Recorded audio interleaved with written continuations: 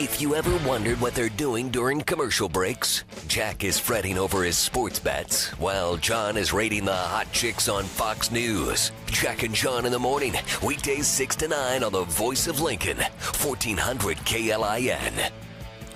How's everybody doing? Welcome back. Had enough Nelson talk yet? No, not the band Nelson. That's tomorrow. We go through all of their hits. Love and Affection, After the Rain, More Than Ever, Vote on the Best. Gunnar, Nelson, Matthew, who's hotter? I mean, there's a lot to talk about. Jeez. Yeah, I know a lot about Nelson just from that is 12-second diatribe, don't I? That is disturbing, how much you know about Nelson. What, I was into him for a while. You would be. You're a jerk. Is that what you were rocking there in that? I was in 8th grade. Everyone listened to crummy music in 8th grade. I didn't. It's not like you were into really good, What were you listening to in 8th grade? In 8th John grade? Bishop, 8th grade, in 1968 in Fremont. What were you listening to? It was not 1968. Let's see. I'm thinking back. It would have been mid-'80s. Well, AC/DC, of course. No, starting to get into Stevie Ray Vaughan, George Thorogood. In 8th grade? In 8th grade. Because I've got taste. Forget it. You were listening to Wham and the Pointer Sisters, and I know it. Nobody, and I mean nobody, who has any modicum of cool and masculinity was listening to Wham. Ever. Ever. I have no comment on that. We need to get exactly, to our next interview. because you had We're no running modicum out of time. cool and masculinity. We are running out of time, and we need to talk to our tech guru, Jason Peterson, president at Turbine Interactive. Jason, save me here, please. Guys, what's going on? Not much. I have to tell you, I would have to agree with Bishop that there is no degree of masculinity if you did listen to Wham. Although I did listen to Nelson a little bit. There you go. See? Well, that's okay. Tomorrow's the big show. Tune in. Make sure, Jason. It's all right. How you doing, man? Merry Christmas. Hey, Merry Christmas, guys. How you doing? Good.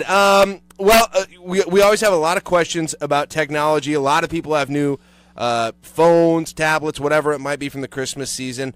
A lot of questions, and we want to kind of hear what's coming up next in 2012. And you've done some predictions. I wanted to get you on to talk a little bit about them. So let's get right into it.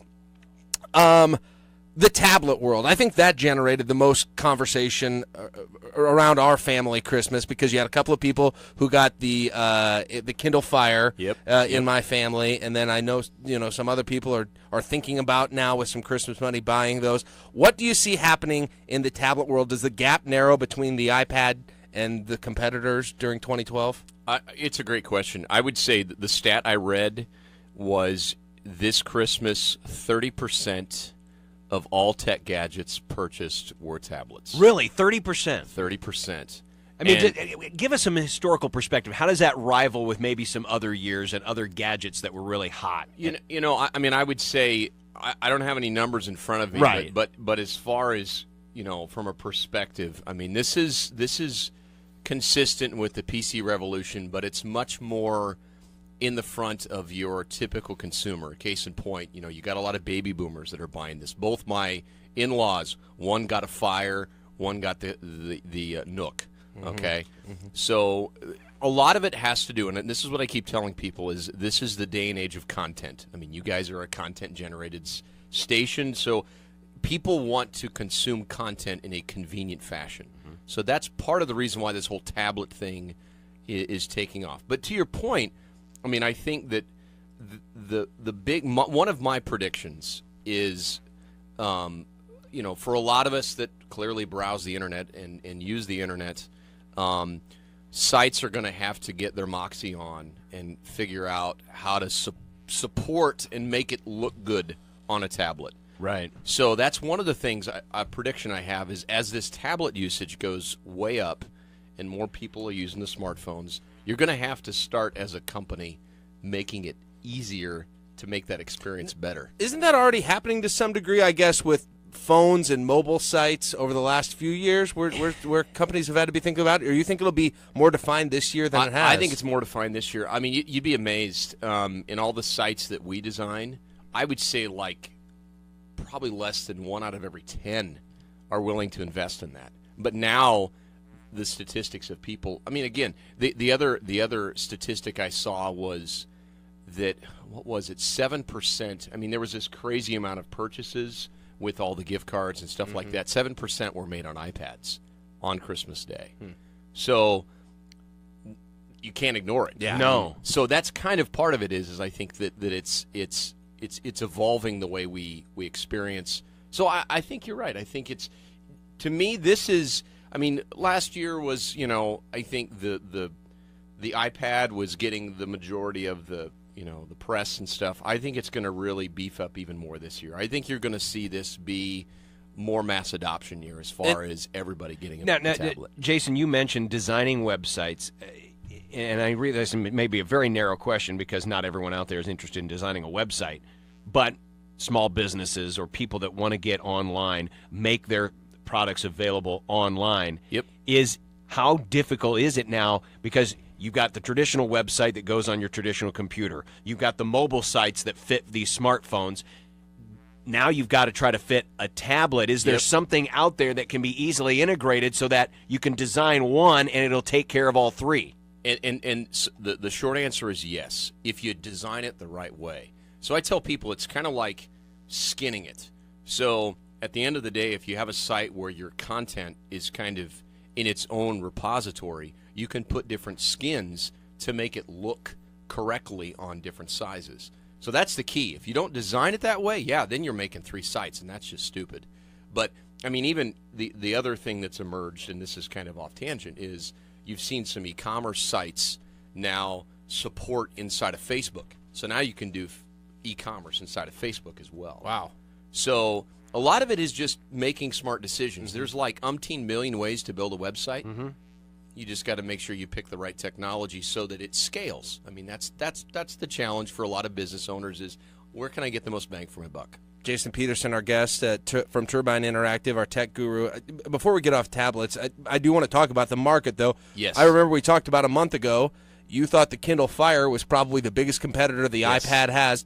Do you still see it that way going into 2012? I think that right now Amazon is still positioned. I mean, they have not released their numbers, but it's sick. It has been widely adopted. It's been tremendously successful. It's $200.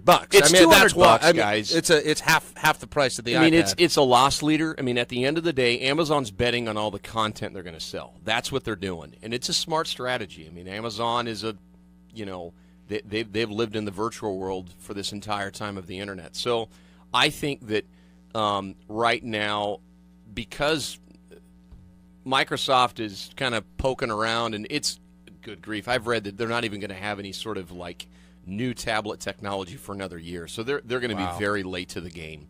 It's kind of like the Windows phones. They've really struggled. They're a decent product, but there's not a lot of adoption.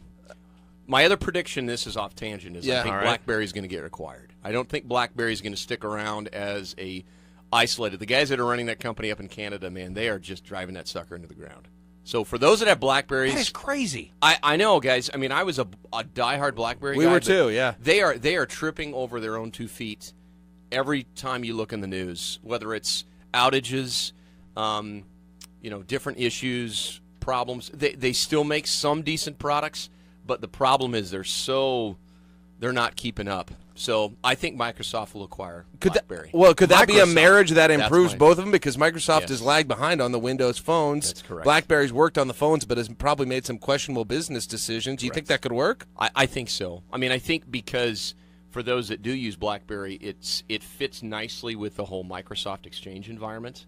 So for those that do the real Windows things pretty heavily, and again, honestly, from a keyboard standpoint, I still think BlackBerry makes the best phone that uses a keyboard. But definitely, I think that's something to kind of watch for is what happens to BlackBerry. And again, there's going to be some listeners out there, and I agree. My dad included. He has one now.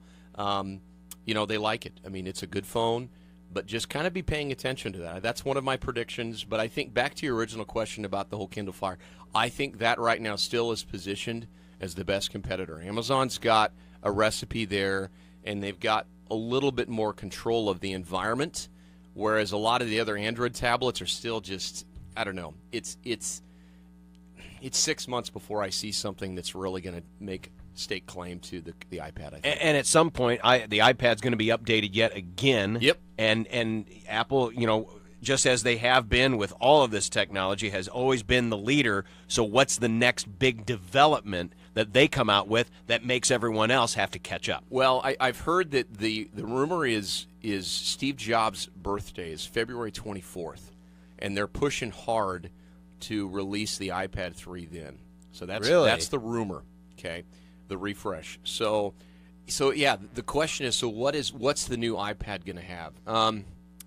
That's a great question. I do think one thing on the iPad is the camera sucks, okay? That's not a huge evolution, but I would say, I also read, this is kind of a side tangent, one of the first movies ever, it would probably be something at the Ross Theater, was filmed entirely on a smartphone, okay? A Hollywood commercial movie. Really? Yes, okay? Think about that. They were for a able to second. get the because one thing I've noticed, when we did our kind of our little mock flyover, the audio quality. I'm big into audio. I'm Of a course, radio guy. absolutely. It was not that good, No, but they were able to pull it off. They did. You can, the amount of add-on devices you can buy. We actually bought like an external mic. Yeah. You can use Bluetooth and different Okay. things, so you can improve the audio. But honest to goodness, I mean, that is just insane. You talk about the amount of cost it takes now to be able to produce something that's, again, technology quality. The aesthetics may still suck, but so I think the iPad 3 is going to have a much more improved camera. I had Eddie email me, and he was asking. He said, "Make sure and ask Jason about the iPhone 5. Is that getting released in 2012?" Yes, absolutely. That's honestly, guys, what I'm holding out for. I think the whole Surrey technology, although it initially I thought it was kind of quirky and silly, here's the thing that is interesting about it is because of the way it was developed, there is some serious competition, to the way people are searching for content, and that's a competitive advantage over Google. So Google is really concerned about what Surrey could do, because the way Google makes all their money is off of search, guys. Make no mistake. Okay, that's how they make their money. So ironically, the Surrey technology, I think, will evolve, and you'll see that in all their devices. I think the iPhone 5, you're going to see different sizes. I think they're going to get away. They're going to realize that not everybody wants a 3.5-inch screen. With some of these Android, I saw ones coming out, it's like 5 inches. I mean, Yeah, those literally- Samsung ones are. Yeah, huge, you're gonna put like a tablet in your pocket. Exactly. So it's kind of ridiculous on the one hand. So you got to find that sort of happy median. But I think that's my hope is that you might see, there's a rumor that there's a 7-inch tablet of the iPad, although I just read yesterday that they're thinking, well, maybe not. But that's the one thing about Apple. If there's anything they've been able to do, is they do a heck of a job. I don't know how, but they keep a tight rein on those rumors. So you hear about it. The only one that the two, and my other one that I was going to mention is in Jobs' biography, he talks about he had kind of a slate of innovation. So as he was getting ready to pass, interestingly enough, they consider that one of his most brilliant periods, because it's like he realized, crap, I'm not going to be around forever, so I'm going to start pushing cranking out stuff faster. One of the things, now again, we'll see if it sticks. I mean, at the end of the day, 2 years ago, the tablet wasn't even an industry, and now it's, as we're discussing. He has supposedly an idea of how to reinvent the way television is delivered. Okay, now you've got we've got Roku, and you've got all these individual content silos. You can use Netflix, Hulu, Hulu, all that stuff, and you got the TV set. And those are all growing. And those are all growing Netflix like had a crazy. bad year, but I still Yes, think it did. those are Correct. Those are big. I agree. So they are developing a hardware TV. Okay, so it's an actual physical TV. Now, the details of how that changes things. So again, think of Apple's philosophy of how they wrap everything together in one umbrella, try to make it simple. So they've had the iTunes Store, they have the delivery mechanism. The thing that Apple's been able to do better than anybody else is they've been able to make deals with these big, large media brokers and media companies. So watch out for this Apple TV thing. Is they released some stuff yesterday, and very much you're going to probably see some sort of hardware television in addition to the little set-top box Apple TV device this year. So All that's right. another big thing to watch for. I figured something like that was coming soon, and the more we hear, the more that sounds likely. Well, all kinds of interesting stuff, Jason. We could go further into it, Yes, but we we're could. short Absolutely. on time. We'll have you on again in Sounds good, 2012. guys. Check on some Yeah. more Hey, topics. And hey, thanks so if, much, man. If folks You have bet. questions also for Jason, shoot us an email. If you've got questions about tech, tablets, whatever, those sorts of things, we'd be glad to ask Advice. of him as he comes on in the future. So, Jason, from Turbine Interactive, we always appreciate it. We'll talk to you again, man. Thanks, guys. Thank Thanks you. for having me on.